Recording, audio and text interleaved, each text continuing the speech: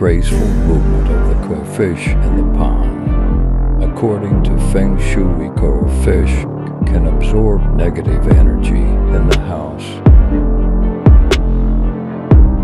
and replace it with positive energy only God knows.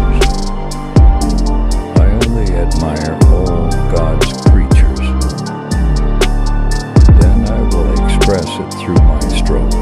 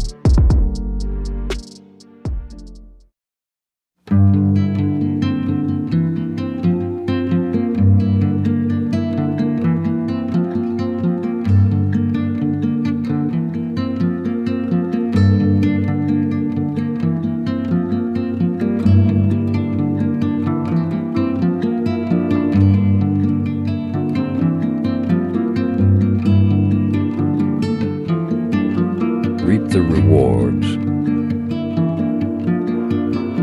I work with spontaneous and wild strokes, which is a symbol of abundant prosperity, with the joy of rural communities.